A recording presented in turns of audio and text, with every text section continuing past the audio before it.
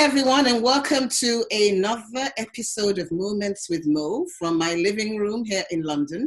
And my special guest today is my darling sister and friend of many, many years, Nike Adeyemi, humanitarian, international speaker, pastor, a woman of many parts. Mm-hmm. It's honestly, I've been excited about this chat for a while. So COVID-19 has made it possible, because I know you're all the way in Atlanta at the moment. So yes, and I know you are in the UK, in London. So Grandma Mo. Yes, and how's your adorable grandson? Honestly, it's surreal. There's no other ways of describing. I look at him and I'm like, God, thank you for him. He's such a beautiful. So thankful for you and your family. Thank you. Wow, nice to be on your program. Yes, thank you so much. I mean, I'm doing all the tech. My head of IT, Dio, has been teaching me from all the way from Lagos. We've been connecting about what I need to do. So I'm managing all of this, and it's fun actually to be learning. Yeah. I mean, new things. Praise for this time. You know, it's important to use the time and to use the time well. So I'm learning new things. I'm doing new things, and it's exciting to be having this conversation with you. And the very first thing I ask everyone that I'm interviewing is, people have said they've seen COVID-19, they've predicted it. Bill Gates spoke about it, Obama spoke about it. Even George Bush has spoken about the fact that we need to get ready for a global pandemic. But I don't think anybody knew when it was going to come. Nobody knew. It's suddenly now here. Yeah. Yes. Why do you think, and the world is armed, and the world is intelligent, and we've invested so much in preparing for warfare, but we didn't seem to be prepared for this particular fighting at the moment. What are your views on that? Thank you, Mo. Yes, it really took everyone by surprise, and we must be honest and humble about this because it's unprecedented. It's never happened before. So first of all, we have to be honest, we have to be humble, no forming, whether ministers, whether just everyone. We've got to be humble and we've got to be honest. Even the most prophetic or holiest of pastors or ministers didn't see it coming. Some may have said a few things here and there, bits and pieces, trying to put together, but the truth is, nobody fully heard. It's like, did God hide it from us or what? So that levels all of us. That puts all of us on the playing field, and that is fun.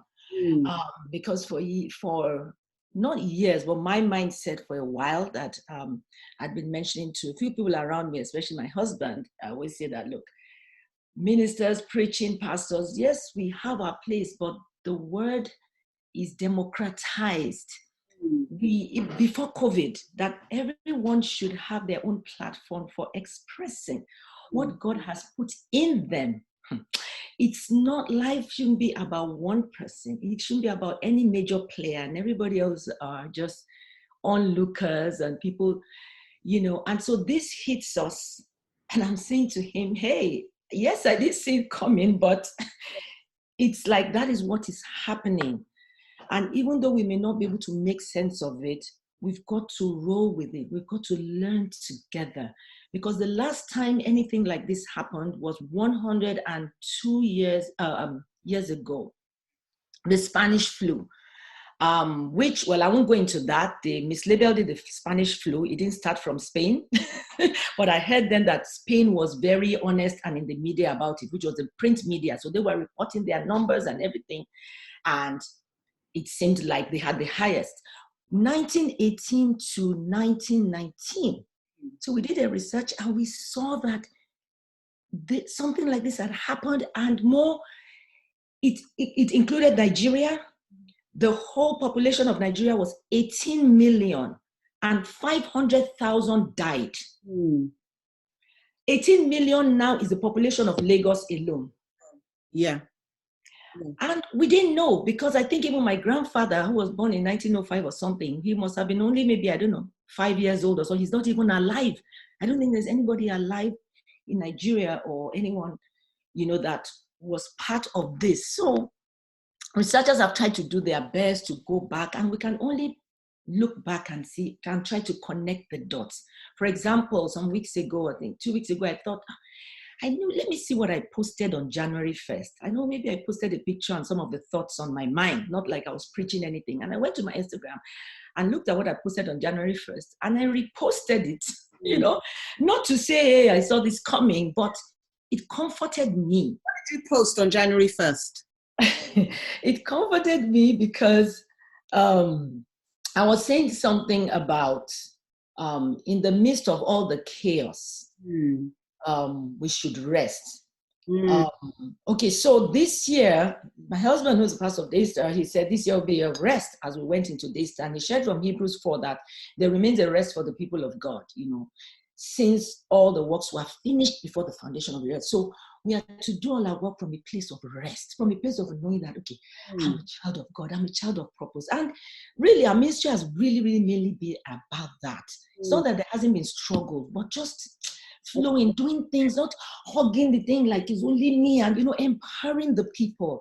And I always take it to a next level. I always take it to a next level by always, even when he's trying, and we say, oh, he's a great leader, I always still tell him that you ought to still calm down a bit, just I'm that one that really level his head, not that he's big-headed.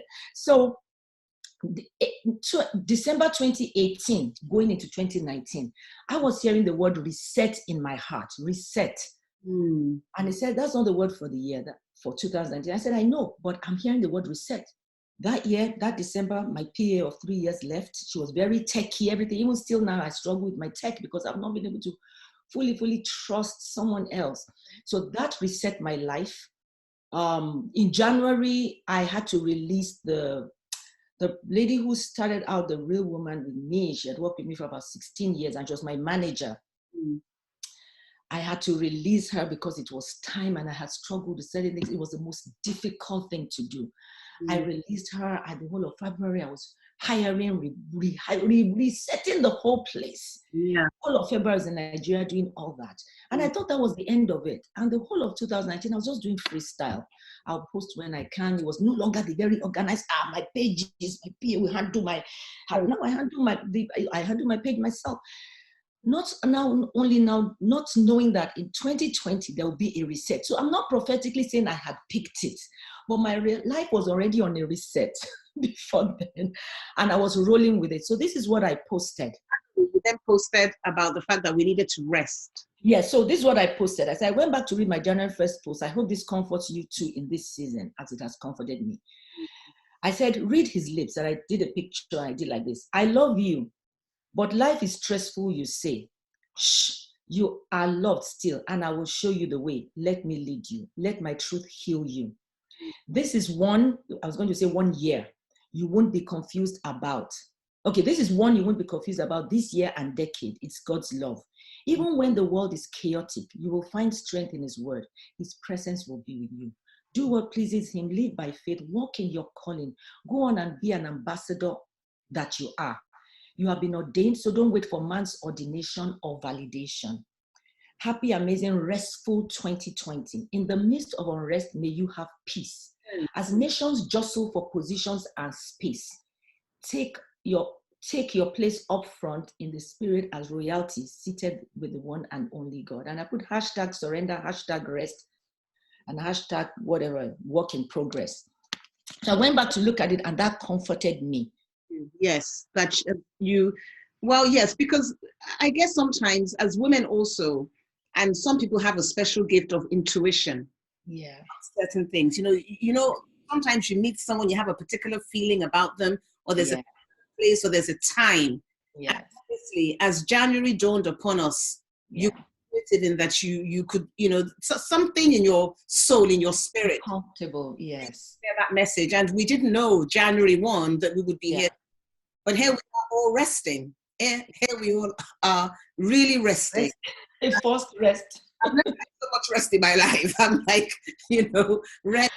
I mean, I'm sleeping longer hours. Yes, and you're working too. Now Yes, I'm working longer, but I'm sleeping longer. And one has just had to build a different type of life around this new lockdown, stay home, and do everything. But you know, it is a time for rest. It's a time to rethink. It's a time to reboot. It's a time to, and I think God is just saying something to all of us in the midst of all of this crisis that we really need to take stock. And what also struck me was the fact that COVID-19 is a leveler. It's the prince of the future king of England is a COVID-19. The prime minister has just come out of it. Film stars. I mean, so, you know, no one is left out of this. It's really for all of us to understand that when God speaks, we're all human to him. He knows no class, he knows no boundaries. We're just another human being to him. And I think that message is very obvious with the types of people that have come out to say, I am a COVID-19 or victim or whatever the case may be.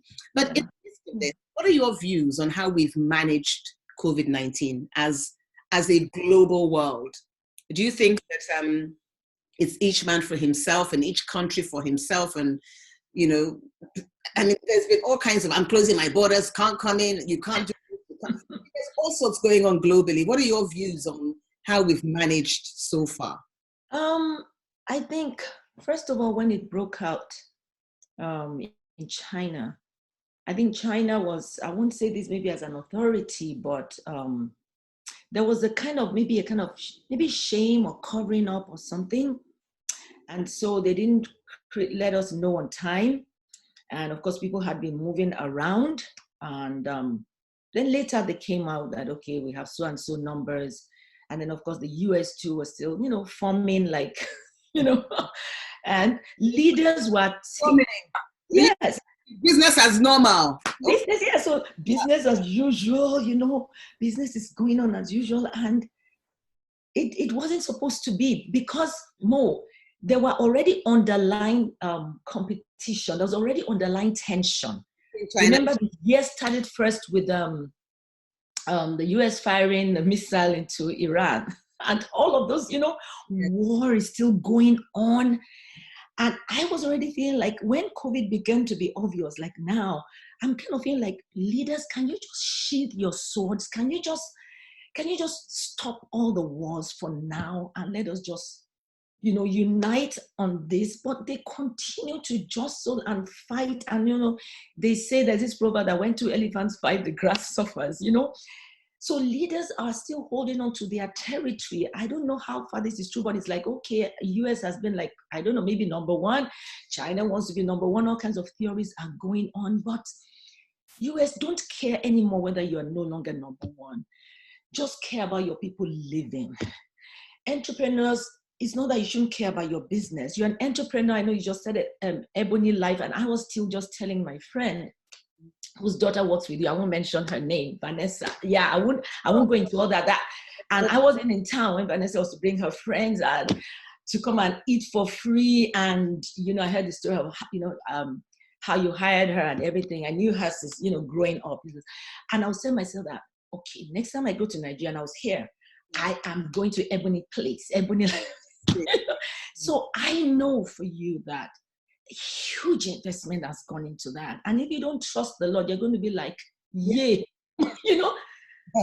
All we can do is trust. All we can do is just, so world leaders too are like, yay, my state, yay, my city, my local government. Everybody's trying to protect their thing, even if it means blocking or hurting the other person.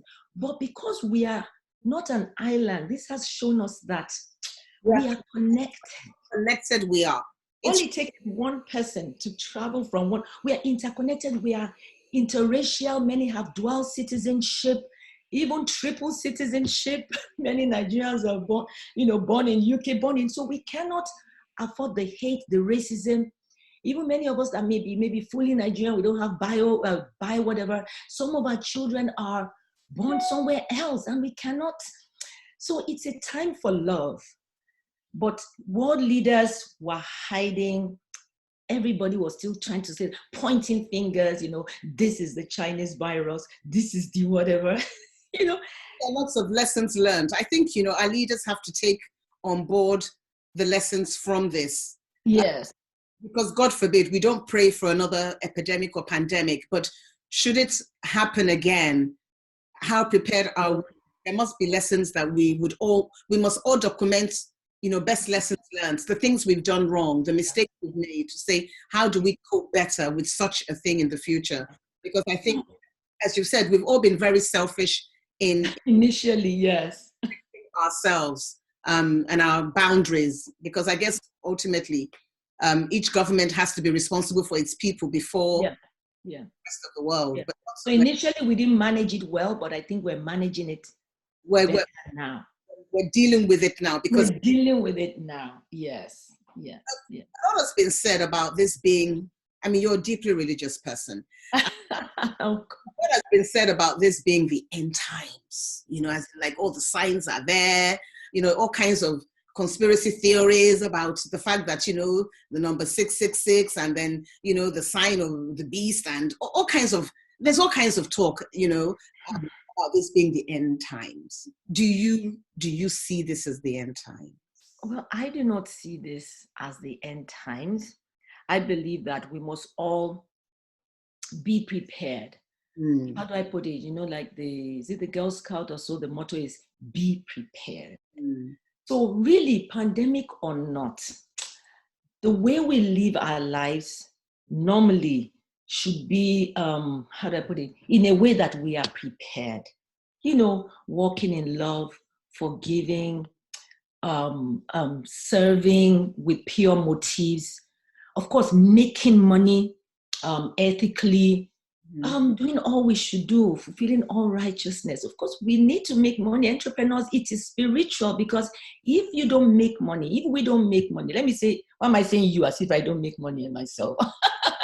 What I make, I don't bring it up front. I'm also a businesswoman. My passion is real estate. So I make money by the side. And if we don't make money, I'm quickly clarifying that, then we won't even be able to help a hurting world. If there's no money, look at how people are now feeding. People are like, okay, go give this, go. We're not relying only on government. So entrepreneurs too are donating money, rallying together, so we all should live prepared, but not live scared. Okay, the Bible, there's a place that says this, everyone that has this hope in himself purifies himself. So it's not about living scared, like, hey, let Jesus not come. Okay, no, it's not about living with the 10 commandments. In the Old Testament, we could never fulfill the 10 commandments. So Jesus came with the higher law, and he said that love God with all your heart and love your neighbor as yourself. Because if you love your neighbor, you won't murder, you won't steal from your neighbor, you won't covet. And so the law of love automatically fulfills all the 10 commandments, which I don't even remember all, and I don't care to remember all, because that has been superseded with the law of love. So if we're all going about with love, so someone may not label you a religious person, and I'll come to that in a moment. I don't want to argue with you whether what is religion, but someone may not label you as a religious person, but you're a child of God more. And there are many people in the entertainment world that are children of God, that love God. I've seen you receive awards, even on the world stage or whatever, and you will always say, first of all, glory goes to God. Or when you post on your Instagram, and then you go to thank all your and I will say, that is it. And those who don't even say it, it doesn't mean they don't acknowledge God. They probably said it in their heart. Thank you, Lord, for this award. The fact they didn't say it to everybody, I thank Jesus, that doesn't mean that they're not religious, or doesn't mean they're not children of God. And that is why I'm saying that even the church, this is our mentality of the church. This is my mentality. Church is not pastors. The pastors are not Jesus. I always tell my hubby, I say, not even now, I always jokingly say from time, I say, look, you're not Jesus. And your associate pastors, even though there are like 10 or 12 of them, they are not the disciples. And then the congregation are no, we are all to be like Jesus. You are only like, in your own platform, you are showing the way. Everybody is using their platform. So the church is in every mountain. We have the mountain of entertainment. We have the mountain of sports. We have the mountain of media where you are, and also the entertainment. We have the mountain of entrepreneurship. We have the mountain of the family. They always say the mountain of religion or church or whatever. And when you say religion, that includes Islam and other religions. They always say it's one mountain. But I would say no. it infiltrates all the mountains, because when you come to the mountain of entertainment, Sister Mo is there, and so many lovely people that we know are Christians and good people. Not, you see, it's only God that knows people who are serving them. You know, even sometimes I see Kim Kardashian, but, oh, thank you, Lord. And then people are like, oh, Lord. I'm like, the fact that she doesn't say, it doesn't mean she doesn't acknowledge God inside. And then we think we have the monopoly of the Lord. So we church leaders, sorry, pastors that might be watching this, I'm not putting you all down, but I'm just saying that many times the way we have gone on, and Christians who are very deeply religious, we feel we have the monopoly on God. We feel we have the monopoly on Jesus. And Jesus is available for everybody. Some will blow him up front and be shouting his name. Some will not. In their heart, they will quietly be doing, and it doesn't mean that they're not serving him. So for me, I connect with everyone, especially if you're a woman. You've suffered emotionally. I've suffered emotionally. Back then, I'm a pastor, so it doesn't mean that I've suffered emotionally. And this is the way we can heal ourselves and heal the world, because we are all our brothers. Jesus died for everyone. God is here for all of us, and we ought to be like him. So we don't need to act like we are the ones that know God. Those unbelievers, unbells. No, it is hate, and God doesn't see that way. So if you are not in the media, taking your place. Yeah. So to go back to my question, which was basically about, I've gone off track. Saying that, is it an end time? It's not Thank you. I'm sorry, I went off track. Basically saying is that, it is not time or not, we should all be prepared. It is not the end time. I believe that we have been in the end times like forever. Paul in the Bible says, oh, in the end times, this will happen, this will happen. And 2,000 years after Jesus has come, we have not yet been raptured. Yes. So it doesn't mean it won't happen one day, but I think this is a bend, this is a curve. It is not the end. But we need to put our best foot forward. From what you said, we must put our best foot forward at any point in time and be prepared. That was what kept sticking out in my mind. If we say it is the end, then we should hang everything and just freeze and wait. Yes. So it's not the end, but maybe it's closer to the end than. Yeah, we just don't know where that end is. Than the beginning. To my next question about the role of the church in all of this. Yeah. We've seen disaster after disaster happening in many, many countries all over the world. But what do you believe the role of the church is at a time like this? Okay. So the church very quickly should offer hope, comfort, succor, and also things that people need most. Food. Because the governments can't do it alone. Government differ. Okay, here in the US, there's stimulus packages that people are getting. People have filed for unemployment and they're trying to keep up with it. All kinds of packages, even for entrepreneurs. But we need not compare. They're more advanced, they're wealthier than a place like Nigeria. I mean, some may argue that and say we're wealthy, but our leaders were, okay, all that has happened. Maybe this is not the time to point fingers, but we should team up with our governments to support. Our church, for example, gave, I think, 10 million quickly to NIMR in Lagos, and then took another, 11 million or whatever, and through our leaders, asked the leaders, we have about 4,000 home fellowships in Lagos, and told all the zonal leaders to get the names of all the needy people, and they began to, through, what's this thing? There's this bulk app that they use for transferring money, paying salaries and all that. Bulk 5,000 naira into people's accounts, and then also food distribution. It may not be enough, but everyone should, all churches, Pastor Tony too, everyone, all church leaders, pastors should give. This problem is what you're saying, and we should all do, churches included, should all do as much as they can. Yes, they should give out masks, they should give out whatever they can. Yes. Ventilators, wisdom also, prayer also is not left out, because that is important. Churches we've never stopped praying for Nigeria before pandemic and during pandemic, we step it up. And the church, we are the light. So the physical church, the church representing the church leaders, pastors, would lead the way and organize relief for people. And then the church at large, all of us, you and I, who identify, should be part of it and do a little bit from our corner, because we are the light of the world. And that's it. The church, I mean, there's been a lot of these conversations online. There's been a lot of criticism of the in Nigeria. But, you know, the church, it should not be asking people to give at this point. The church should be the one giving. Yes. Churches are, of course, they're holding services online and all sorts of things like that. But, you know, I've seen a couple of people rant and rave about why are they asking for, you know, down to, is it you can press a button for tithing, press a button for offering, press a button, and, you know, people are getting a little bit upset, like why, you know, even in this time of need, that's not what you should be doing. Yes. I mean, do you think that we should be tithing at this time and doing? Well, first and foremost, we in DStv, we do not tithe. We do not make tithe compulsory. We had stopped that long time ago, when the leader of our church realized that was an Old Testament practice, and that was religion. And because how do I put it? The church is not supposed to be, we're not supposed to be religious people. I don't know how to put it. We're supposed to be people of relationship with Christ. So it is from that relationship that we lead.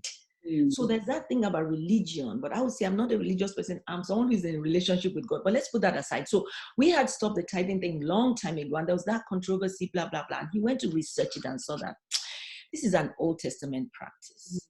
Okay. And so now, but we still ask for, we still ask for offering. And this is the reason why, okay, this is it. Our ministry, for example, has been stronger on online. So in a church where you have, 4 services, the auditorium is 5,000 and you have 4 services on Sunday. But the people watching online are more like 80,000 on a Sunday, because we, for years and years and years, to the glory of God, we're one of the very first few that caught this online thing very, very quickly. So we always have more people watching, online members, than physical members. So when this happened, we just switched to the online, and they have lots of even old videos. Even when he can't record, he records from here with us in Atlanta. I sit in this studio and record. Our son will view, video him, send it to the person in Nigeria. But even then, the people in Nigeria too, they put the old videos of the worship, because they have so much over the years, and it's a full pack. And normally in the church service, we just put up, when it's time to give, we just put up on the screen ways to give.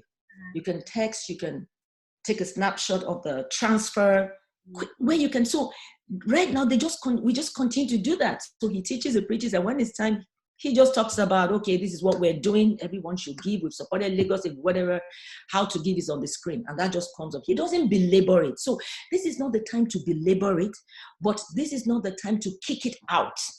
But don't make it the main thing.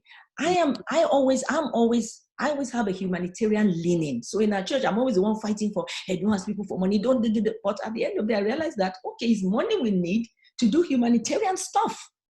So what he explained to me, and I saw the point, was that, okay, we're not belaboring the asking for money, but through the asking, or through reminding people that, hey, these are account numbers. Those who have can give, can continue to give. Those whose businesses are still running, those who are still doing well can give. So that those who do not have, we can continue to. So churches who didn't have savings, DStv is big on savings. So I would not lie to you. We have savings. We have savings. But again, the issue is when you have the savings, you're wondering how long is it going to last? Just like in every home, if you've saved up, you're like, okay, no problem, I'm stocked up.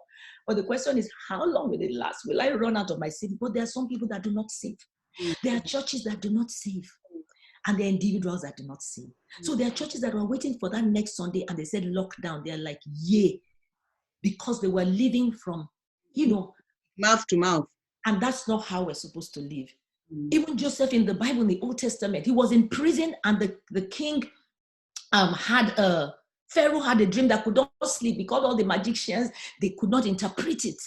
And they said, there's this man in prison, one Joseph, he interpreted the dream for a butler. I'll go and call him. And he shaved, he got there, and he interpreted the dream. That was the last time he spent in prison. He interpreted the dream. And the dream had to do with the economy of the nation. And he told him that what your dream means is that there's going to be 7 years of famine and 7 years of lack. So right now we're in the plenty, sorry, 7 years of plenty. Begin to save. So he said, okay, since God has shown you the interpretation of the, you will be my economic advisor. That is how he went from prisoner to economic. That is how God lives. But it's because he had a gift in him. He had been using it in prison, using it behind. When the pandemic time came, he was on the forefront. So Just like, your point is that the church's role really is to give. Is to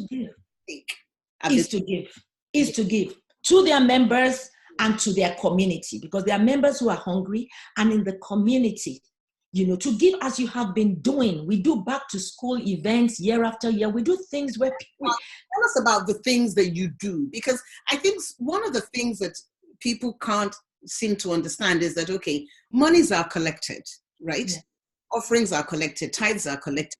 What is the use? So even in this COVID-19, tell us a little bit about some of the initiatives that, DStar is doing, and also maybe some of the types of programs that you have that supports, the public at large, because that is the work of the church. Yes. To be there to help people in society. Yes, the church has been given, I have to say, my sis, a bad name in Nigeria. Yes, I know. Given a bad name because there are some really bad, God forgive me, there are some really bad people claim to be men of God. Tell us things that you do so that people understand that when you really truly are doing the work of God, this is what you are supposed to be doing. So some of the things DStv, for example, has been doing has been outreaches like back to school initiative.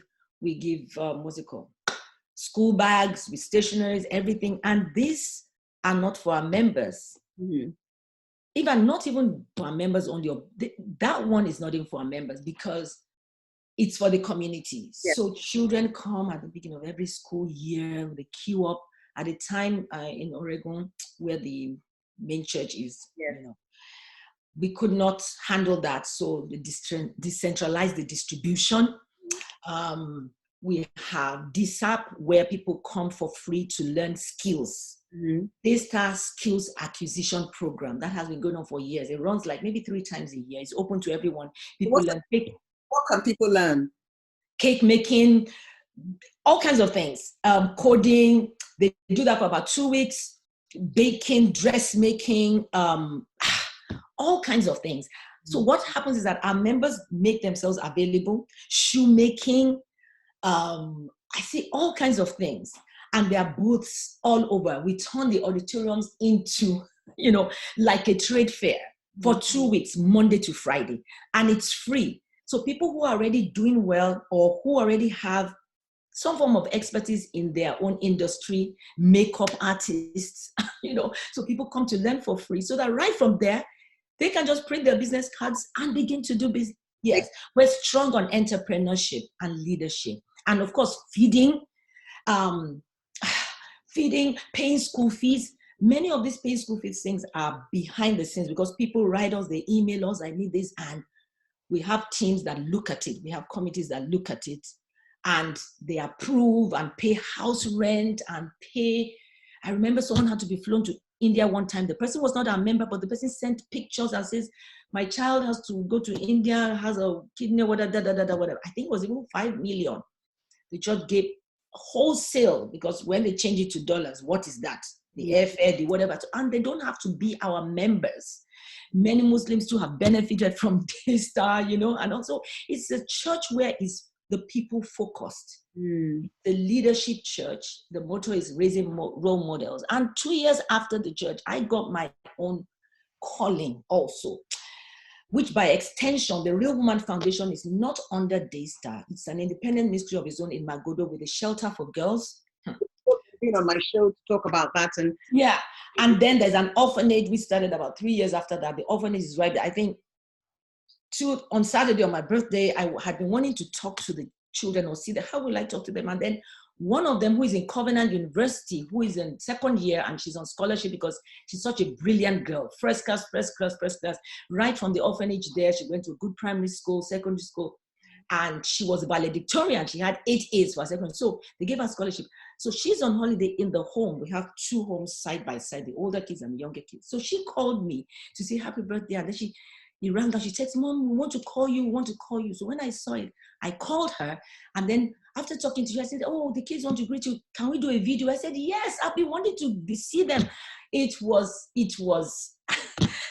along with the caregivers who live in with them. So they say we have like 8 caregivers, or is it 10? So the coordinator had, before the lockdown, I said, the lockdown is coming. What do we do, Mom? This is what we're trying to do. I want to ask the caregivers who can stay permanently, who wants to stay. And I mean, the great thing about the work you do is that what I love most is the testimonials. And, you know, because, I mean, even for me, I mean, I'm like, yeah, right, you know, do people really do all of these things? But I've seen the people that have benefited from the work. It's on ground, yeah. It's on ground. I've met them. So, you know, there's a big difference when you've seen the people that have benefited from these things. And when you came on my show and when I met these women, I was like, wow, you've changed their lives. And I think that's really what churches need to be doing. That's what churches, yeah. Put their money where their mouth is and really go into the societies and helping people. And another big thing, I'm not saying this because we're having this chat today, is you help people that are not even members of your church. And again, is outreach. That is reaching out. Churches need to do more of this because honestly, people are getting very disheartened with churches in Nigeria. And you know what? Mo, you know what? Churches, they're changing now. So I'm not defending the churches, but they are changing now because many have already started before COVID to do CSR, especially churches that are close to us. My husband has all these prodigies, younger churches. Elevation Church came out of us. Over the years, he will release pastors. He will tell them, look, I think maybe it's time for you to go. It looks like one prayer it looks like you might have a calling to start your own. We don't have branches, so we release them to start their own independent church. And they largely also follow the pattern of what they've seen. In fact, we see that they're doing whatever, like, okay, you're not does anymore, but where did you get that from? So that is the way it's being replicated. And look, more after COVID, you see in COVID now, many are now changing. COVID, I don't think it came from God, but probably he allowed it or whatever. One thing COVID is going to do is that it has woken us all up. Life would not remain the same. Many ministers, and I'm not pointing fingers, and I also am being humbled, and I'm still saying, God, if there's any way in me, clean it out. Let me be a better person after COVID. Confront me also with my own weirdness, or if there's any dark way in me. Exactly. So after COVID, many pastors that we feel have been, I think they will change. We don't want COVID to drag on for too long. Let us become better people. Yes, I think at the end of the day, even ministers will be humble and begin to not let things be about them, but let it be outward. And after COVID, we'll be saying, look at Pastor so-and-so that people used to abuse, that they're not generous, that they're all, see, they have changed though. Then we'll have to forgive them and we'll have to heal and not say, but all the money, but they've changed and they've moved on. So we're going to give room. There must be good that must come from every experience in life, good or bad. COVID-19 is with us. Father, Lord God, what are we going to learn from this? How are we going to be better people? And all must come from this. But in the middle of COVID, people are suffering. People are dying. What do you say to someone that suddenly wakes up and finds out that they have been infected with COVID? They're Christians, they've been infected with COVID, or they've just lost a member of their family from COVID. What do you, as a woman of God, what do you say to such people right now? When someone wakes up and finds out they've been infected by COVID, I would say, first of all, just breathe. Just take a deep breath first and do not panic. Do not panic because I believe God has got you. Not everyone will be infected.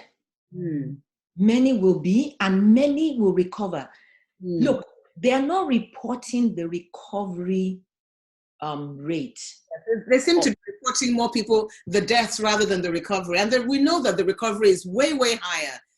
Way higher. It's just that, it's just that death is so scary.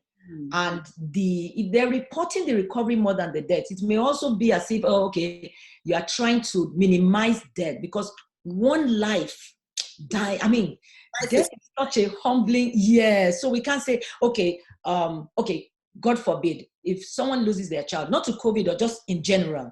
So let's say a woman or a man, a family, they have 5 children and they lose one. Nobody will come and say, cheer up, now you still have 4 remaining. That will be, do you know what I mean? You've got to act like they don't even have 4 children. You've got to act like that was their only child. You won't in your heart, you'll be thankful they have other children, but you won't be able to say, hey, you still have 4 now. What about the person that doesn't have? No. So I think it's with that mentality, because death is such a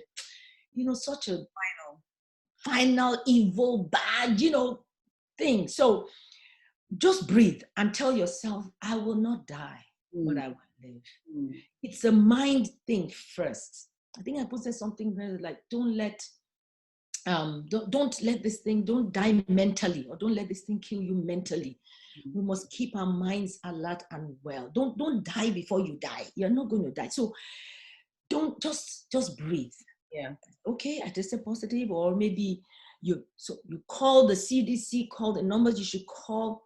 Okay, before you even do a test, you're feeling somehow. So if you begin to feel somehow, look, I am no doctor, but sometime I'll go on my Instagram. I posted in my kitchen, I was boiling, I put hot water because I'd seen it somewhere, and I tried it and it worked. And I wasn't having symptoms of COVID, but I just thought, in these times, I can do all the wellness. This is the time for our wellness experts. Those who are telling us exercise, those are telling us eat carrots, and these are not the things. This is the time for us to run to their Instagram pages and their YouTube, because they're throwing out things for free. Everybody throws out things that are paid and things that are free. These are the times to go and look for them and say, because this is the time to build up our immune system. The people that are dying are older people. If you look at Italy, it's the old because they live long there. Their lifespan is, they live very long. So it's the old people that die, and it doesn't make it any better that someone of 92 dies. But would we rather, and young people too are dying, but it's not as much. It's not as much. Would we rather it was the other way around?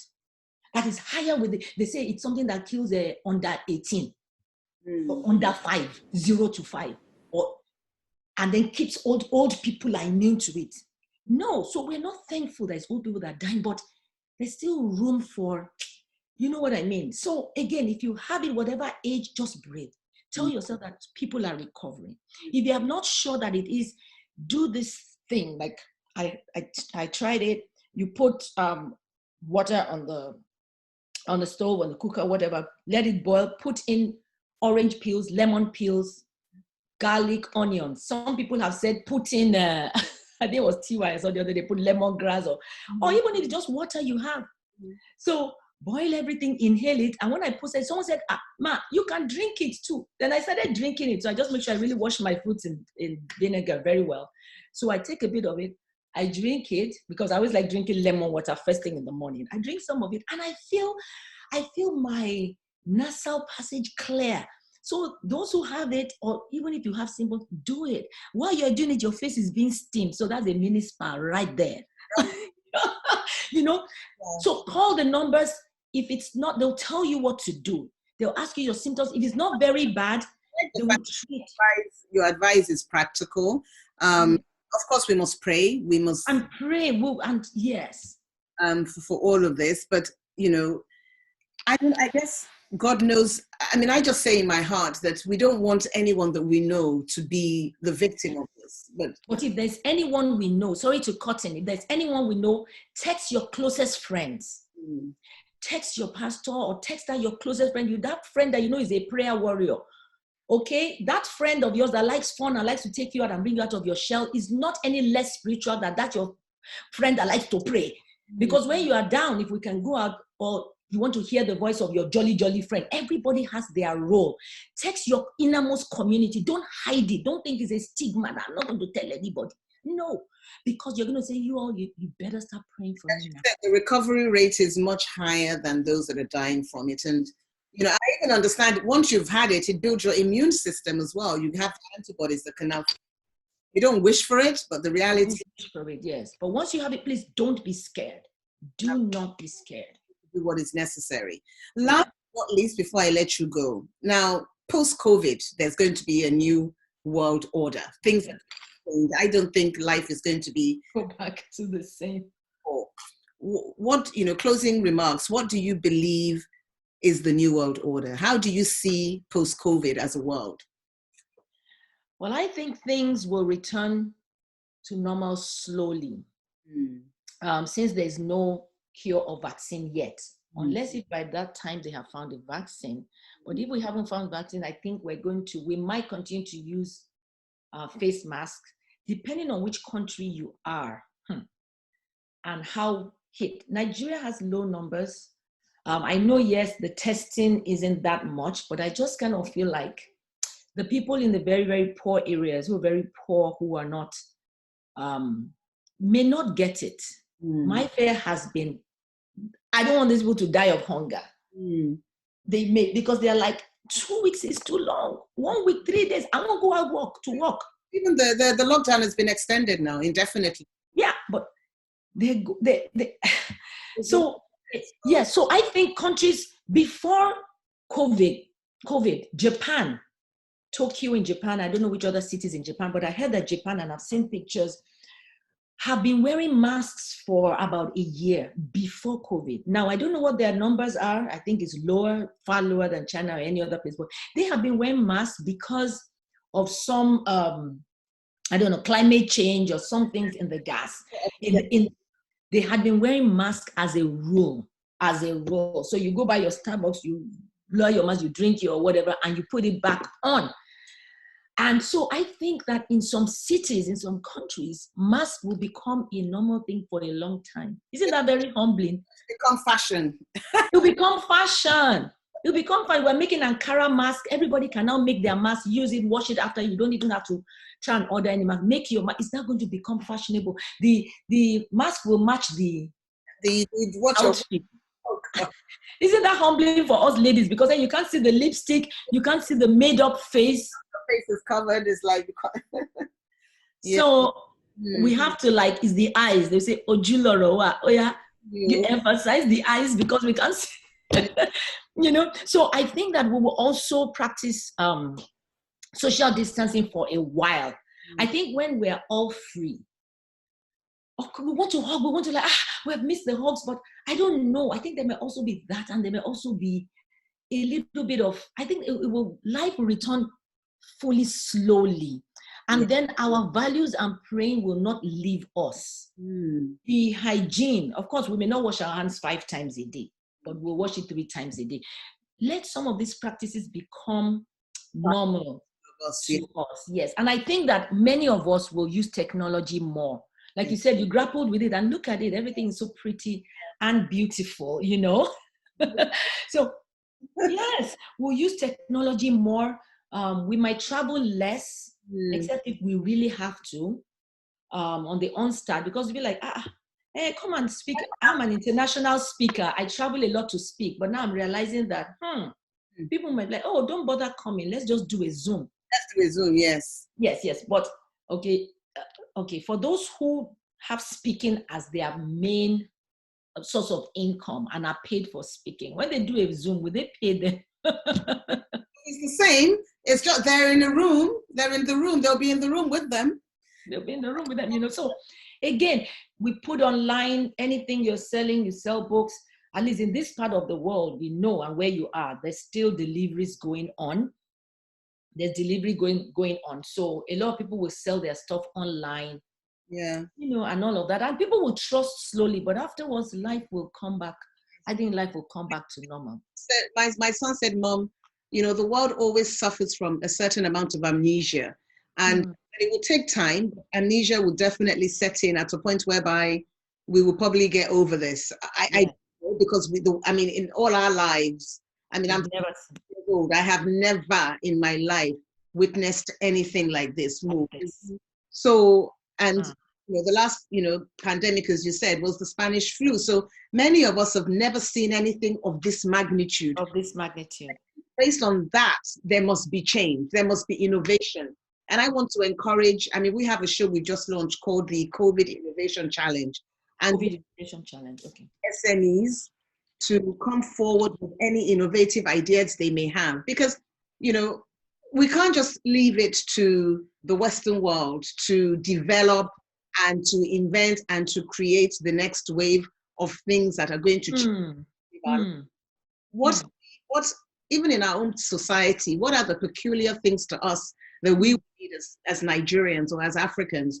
And I want to really encourage young people to start thinking about what are we going to need in the new world? Because it is to a certain extent, it is a new world. And innovation, I go to bed and wake up every day saying, God, please give me new ideas and fresh ideas. Because I know that there are things that we're going to see in this world that are going to be brand new come COVID. Yes, there will be more online shopping. Yes, we're going to watch more movies online. Yes, there's going to be social. We have to create. I believe in the midst of that are going to come some innovation. So I pray that and as Nigerians that we're part of that innovative challenge, that we bring things to the forefront to say we have invented this. Yes, and I think Mo, you're so right that in this season our creative antennas, our creative juices, must come out. So rather than complain, they just have to be on, because if they're not on and open, we're not going to receive. So some people, and we might receive what eventually the whole world will need. Yes. So we find ourselves after COVID exporting stuff. Because if your antennas are not on, and if all you're doing every day is sleeping and waking up and eating and eating and eating, if your antennas are not open, nothing is going to come. So I really want to encourage all of us and to, everyone at DStv and to everybody that's going to watch this interview, please open your antennas. You don't have to be a scientist to invent something. You can be a house. You can be anybody. We need to see what good must come out of this. And that is a driving and burning passion in my heart, that I know that even if I don't create it, please let people come forward to create certain things for us. Yeah. Wow. True. Yeah. Sis, how's ATL though? How's Atlanta? Is it quiet? It's quiet because we're on lockdown, but they allow you can go for groceries, and you can go, you can take walks on your street. You can go for, essential services. They encourage people to do takeout, order food and take out, because they want the restaurants to still have yes, there's no sitting restaurant. You cannot sit in, but you can order. I have not been courageous to order. We are cooking, all of us. I have 3 children that are, at least they're grown, so we take turns to cook. Even my husband too cooks. He likes to cook beans, so we take turns to cook. Even for my birthday, I didn't want to buy a ready-made cake. Both my birthday. Yeah, so on Saturday, so I told my girls, thank you. I have 2 girls and a boy, and I told my girls, just bake a cake. So they baked a cake. And when I posted it, I saw one comment. Someone said, no icing. Icing, COVID. The icing we are talking about. We are forced to eat healthier because we are cooking. But okay, I'm blessed to be with my family.